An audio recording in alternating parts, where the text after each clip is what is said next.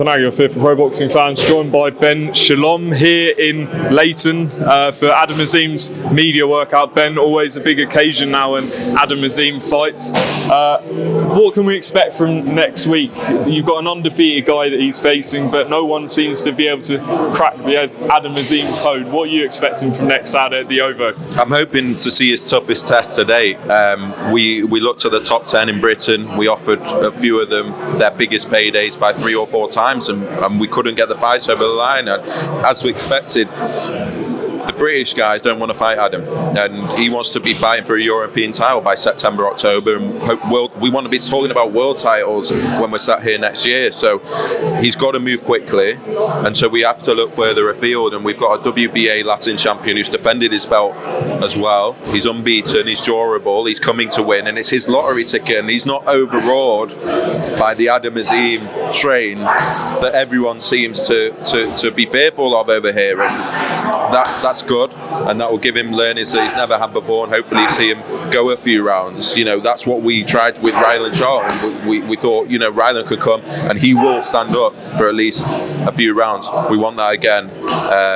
Not sure we'll get it because he's there to knock people out, but hopefully we'll see his toughest test in a very, very good card on February 11th. Are you trying to move him at the pace like a Ryan Garcia moved and a Tank Davis, because they're still very young but they've got to the world level quick, or do you want to build him up over the next 2 years and not rush this? He won't accept anything less. He doesn't want to be those guys he sees. He feels he's on that level. He feels like he's the best there is. So he's not going to accept anything less. He wants to be moved very, very quickly. He wants to be talking about world titles this time next year.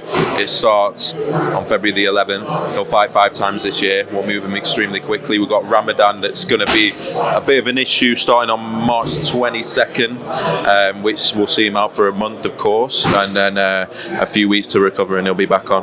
And in terms of the undercard, I know you've got Vidal Riley, who's telling me he wants to headline shortly. Caroline DeBar. Who else are you looking forward to seeing? Look, it's Caroline and Vidal and Adam for us are 3 stars of the future. As you say, Vidal wants to be a headliner. Caroline, for me, is on the same trajectory as Adam Azim, but in the women's sport, and believes she'll become the face of the sport, and I believe that too. And I think it's an unbelievable card for those 3. And then we've got 2 crazy fights with Tyler Denny taking on Brad Pauls, which is we've seen Tyler Denny twice now and on our shows, and he's given us some of our best fights, and it shows what can happen. You can lose, and he's come back, and now he's defending, I think, is it for the third time,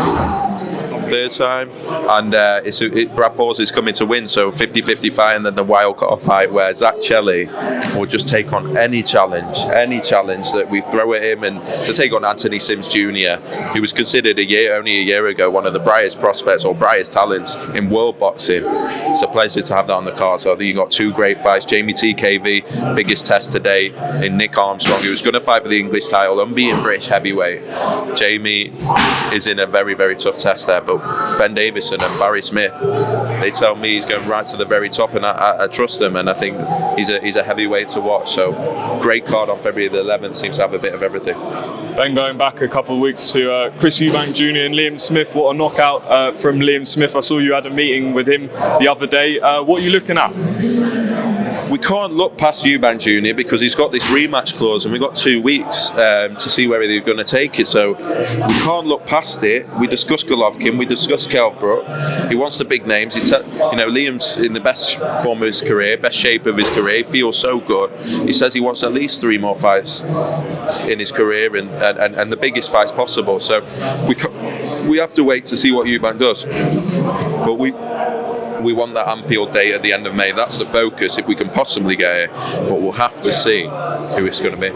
Alice Allen said they're considering an appeal over an alleged elbow from Liam Smith. Your response to that?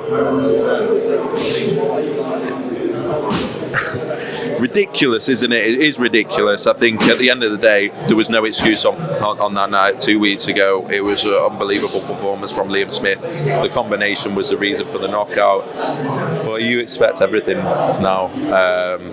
I did think actually Chris accepted defeat quite really well on the night, and I felt sorry for him actually. And he's a big name, and when you're a big name, people sometimes want to see you lose and they want to see you win, and so he had to take defeat on the chin. But I think that, to be honest, I think it's ridiculous. I am hearing they're going to appeal, which I find is even more ridiculous, but I think everyone knows who the clear winner was that night, and Eubank will feel upset, but I think Liam proved to everyone.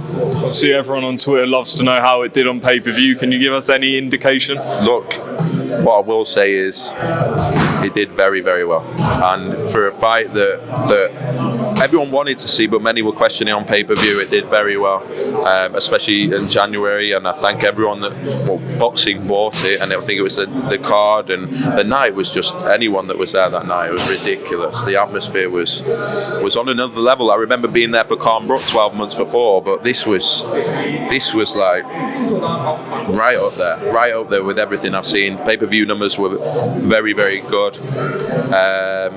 And yeah, Liam Smith moved forward now as one of the biggest names in the British sport. Is it hard to sell a rematch though, even though he's got a rematch clause if he activates it, given it was such a one-sided finish? Look, Eubank's a massive name. He's going to draw big interest, win or lose, and yeah, people. It was a bad defeat for Chris. Made no mistake about it. That's their prerogative. If they want the fight, we want the fight, but they will make that decision in the next 2 weeks. Liam's not going to shy away from anything. He feels he's deserved the right to move on now, fight for world titles, fight Golovkin. That's what's exciting. But ultimately, they've had their excuses and this and that makes me think that they are gonna make the rematch, and Liam will have to get himself mentally ready for that to try and make sure that it's the same result the second time round. 3 more to quickly ask you about. There was obviously a video circulating last week about Kell Brook. I'm sure you've seen. Have you been able to reach out to him about this, and what did you make of that, I guess, getting leaked? Yeah, look, I think everyone knows Kell, and he was quite open about it a couple of weeks ago, has struggled to find complete direction after boxing, but ultimately for someone to take a video of him in his own home, release it, and that it's sad, because I think society has now become so much about trying to drag people down, and that's what does clicks, and that's what sells, and someone's done that for maybe a couple of grand to the sun. It's really sad, especially anyone that knows Kell he's an open guy. He's friendly with everyone. I'm not condoning at all what he's done, but he's been in his own home and filmed there, and he's been put out, and that's not nice. And I think, as I say, it's sad, because I think that's what currently sells. And talking about things getting leaked, obviously a private conversation, it appeared, between you and Billy Joe Saunders was put out there. I'm not sure by Billy Joe Saunders. Can you say anything about that? And certain comments you made about Sky, people were a bit confused about.